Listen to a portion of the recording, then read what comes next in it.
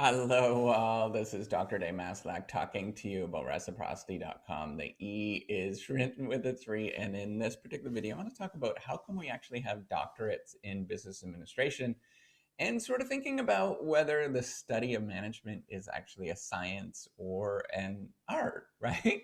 So, if you don't know me, I'm a professor of innovation strategy and entrepreneurship, and I created this whole reciprocity project to give back as much as I possibly can. There were so many people that helped me out to get through graduate school that I decided to pay the favor forward and to help you out as much as I possibly can. So, when I tell people that I'm a professor of business, right? So it's kind of the general area that I'm interested in. A lot of people kind of give me strange looks. And I would imagine if you are thinking of doing a doctorate in business administration, you're going to get the same sort of experience where people just kind of give you a strange look. Either they look at you as if, like, is there really scientists or researchers that look at businesses? They kind of give that kind of perplexed look. Or you might get this sort of thing that you know everything about running a particular business. I often get that in terms of people wanting advice for their specific business. But what most people don't understand, we're actually more on the scientist side. We look at the world around us from a sort of scientific lens, and there's a whole debate about what it means to be sort of a scientist in this kind of field. And I thought it would be interesting to sort of think about whether it is whether management and the study of management, whether it's an art or a science. And I think, sort of from my perspective, the fundamental sort of aspects of science is that we are doing some sort of investigation of the world around us, and then we can accumulate a body of knowledge. So that's kind of a common definition of science. It's just the accumulation of a body of knowledge about the physical world around us. And I think for sort of two dimensions that we necessarily need here is sort of a building up of knowledge, right? So more and more articles that are being written about a particular topic. And then, as well as sort of thinking about whether this knowledge is independent of the particular source, right? So the more that it depends on a particular individual, the more of it's like an apprentice. And you are actually, you're more on the sides where it's an art, where you're learning a particular skill that's going to change from person to person. So that's the key thing with science, is that it could be abstracted and it could be removed from any particular individual, and anybody should be able to pick that thing up and apply it, and it should be generalizable to many different contexts, right? So from my experience, the body of knowledge in management and in organizations about financial markets, about how businesses operate, it is substantially accumulating. And in fact, it gets larger and larger every single day. There's more and more articles about how organizations and how businesses is one sort of focus, or one kind of little tiny bit of organizations, how it is accumulating over time. So organizations is a much more generic term that can fit all sorts of things, like maybe it is governmental organizations, right? Or maybe you're looking at social groups or something like that. It can be very, very wide ranging, but business is one sort of small group that we study.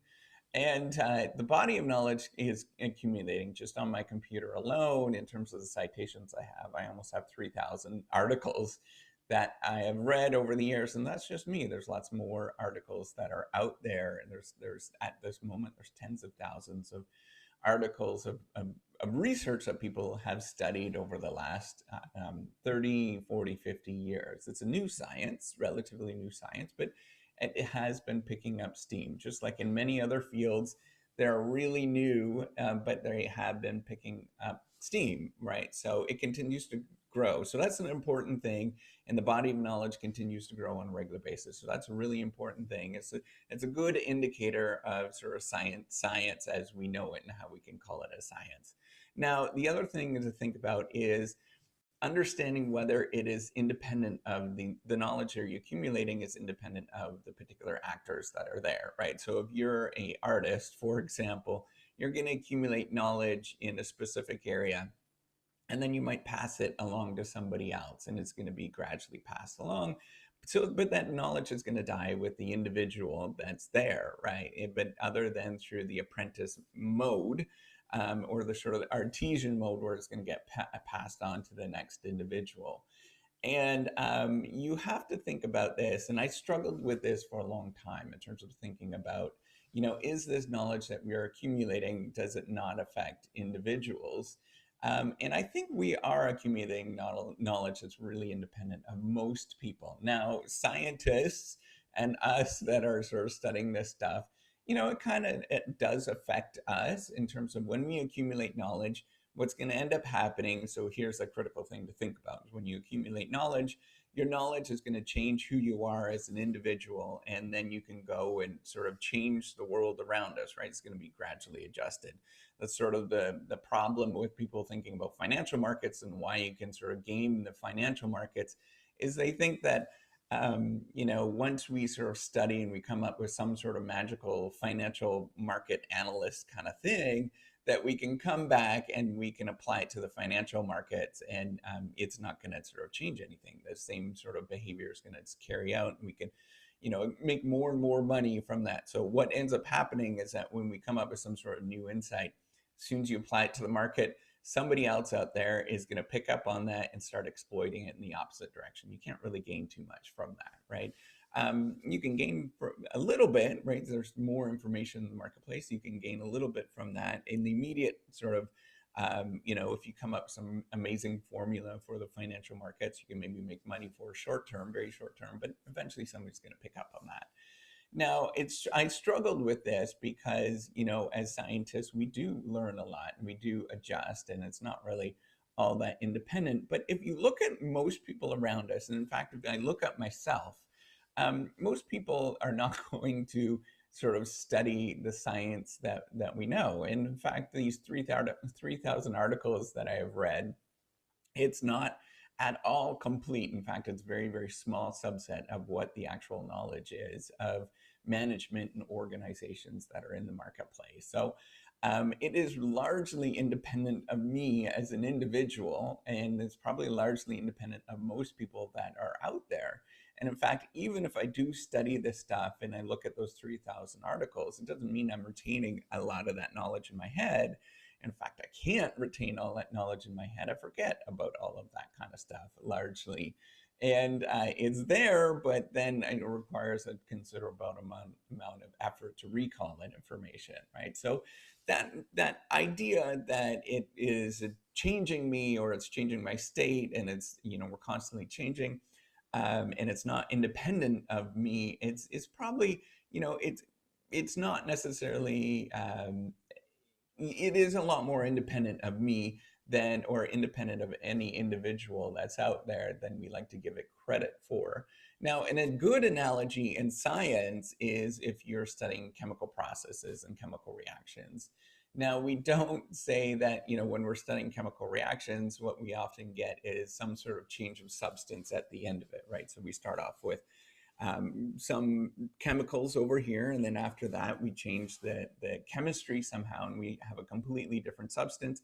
And it's really hard to go back. There's lots of different things where it's like that, where it's hard to go back to where we were in the past. So perfect example of that is a campfire. That's a chemical reaction, right? So you burn up the fuel that's there and you end up with ashes. Well, it's hard to go back to the other state of ashes, from ashes to back to, wood, right, as you had it before. It's probably could be possible if we understood sort of how this works a little bit, but it's still, we don't know how it really works. And it's hard to go back to the way it was before. And simply because we can't revert back to the state of what we were before doesn't necessarily mean that it doesn't invalidate the science of sort of studying how we go from this one state to another state over here, an outcome over here. So we have to think about that, right? So even in the scientific world, there's many circumstances, many sort of, the traditional scientific world, there's many circumstances where it is not as clear as when we would think, that when we affect that, it doesn't necessarily change the sort of base of knowledge, or it doesn't sort of change the world around us, right? When we're studying that one particular thing, it does change around us. And we have to, as scientists and as people that sort of study organizations from a more scientific perspective, then we have to be concerned about that as well. And so even when we do study individuals and organizations and we try and we affect them somehow, they will forget about that knowledge. It might change the sort of state around us, but we tend to forget about those things as quickly as they were changed, right? So it's not necessarily as clear cut. And I think that there is a pretty strong evidence that we are somewhat of a science, in that there is strong analogies to, maybe it's engineering, for example, or physics or something like that. There are some pretty strong analogies there, and we can draw from those particular fields. In fact, I do that on a regular basis, is looking around in terms of drawing inferences or drawing some insights from these different fields. Now, is it an exact science? Is management an exact science? Absolutely not, right? And the key problem with being an exact science, just like every other scientific field, physics, chemistry, whatever it is you're looking at, is largely because it's really hard to measure a lot of stuff. And we don't have very good ideas just yet how we can transfer one thing to the next. A really obvious one example of this is if you think about like aerodynamics, or what is it, aeronautics, right? We think that we've sort of figured out the world in terms of flying, right? That we have these airplanes that we can fly, and we're so amazing as as people that are scientists in this particular area. But if you think about it, we still haven't cracked the nut on how to copy how birds actually fly, right? That's actually a difficult thing. And we haven't got that far in terms of, at least that I know, and I haven't seen that yet. So probably somebody's going to correct me at this moment. I just know that.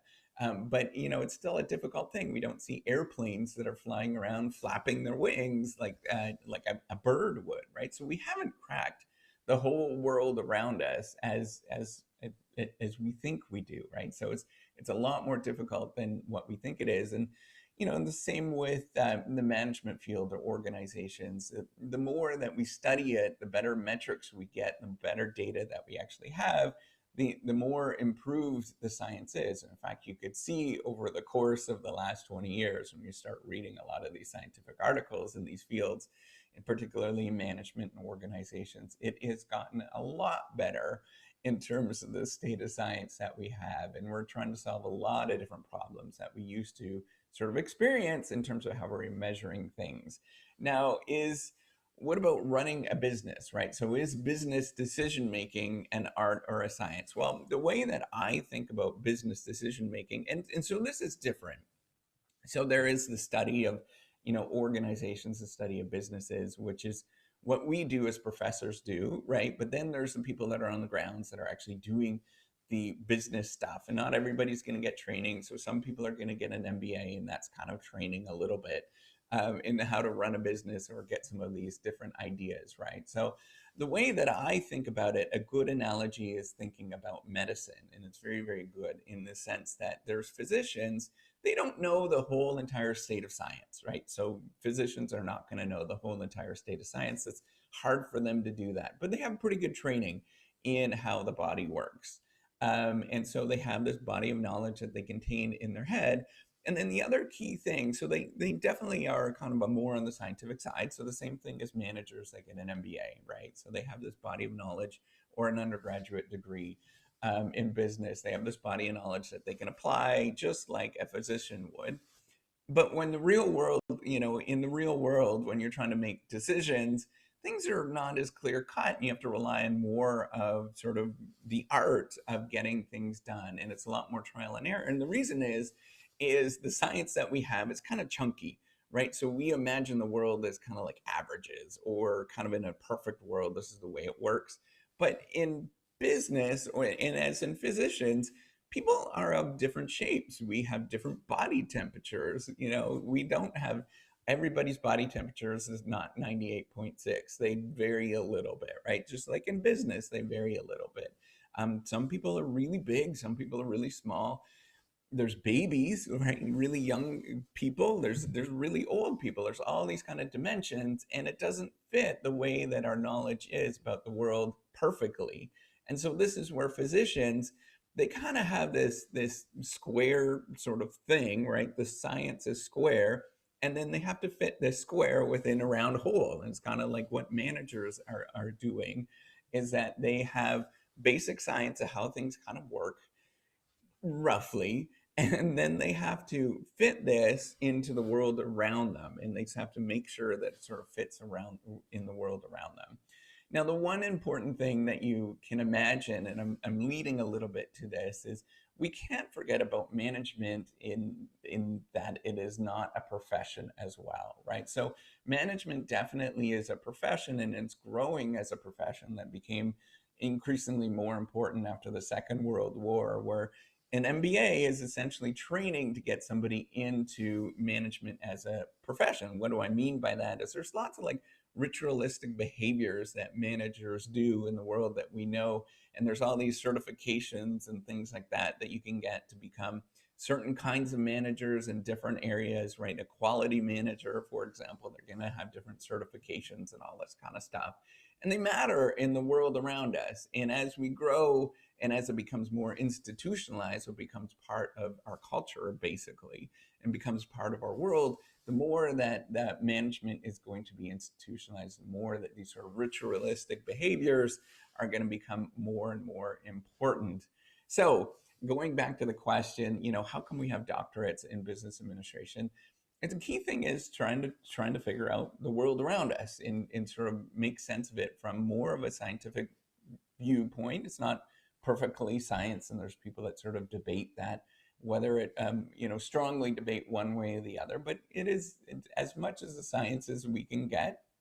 And is there a is management itself a science or an art, or is the study of management a science or an art? Well, I think if you sort of look at it in terms of accumulating a body of knowledge based on somewhat of a scientific method, it is pretty close. It doesn't mean it's perfect in any sort of way, but it is getting better and it's improving over time.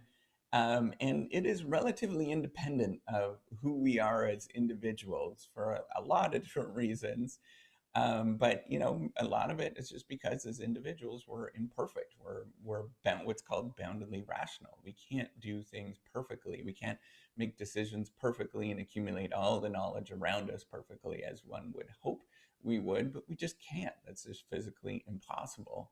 And so, which makes it science more of, or this management a little bit more of a science, because it is more independent. That knowledge is independent of who we are as individuals, and so it's less of an art. Now when we go to apply it in the business world as practitioners, right, as somebody that studies the or if we study the knowledge or we apply the knowledge like physicians would as a practitioner, then it becomes a little bit more of an art, right? Because the world is a lot more different than what science says. Science is really square, right? Like it basically says this is the way the world is. But when you get out to the world, we realize that, yeah, it, there's a lot of exceptions with how that actually works. All right. So, and that's why we actually have doctorates in business administration, is to accumulate this knowledge so we can make sense of the world around us and we have better understanding of how the world works. And as we find these exceptions around us, right, all these kind of weird things that happen, the more that we are going to build that into the body of knowledge, and we're going to have a better science, and then hopefully we're going to have better practitioners, and that we're going to achieve the goals that we would love to achieve in the world around us. That's essentially what we're trying to do, and make the world a better place at the end of the day. All right, so give me a thumbs up if you like this video. Do subscribe to the YouTube channel, and take care and have a wonderful day. Bye.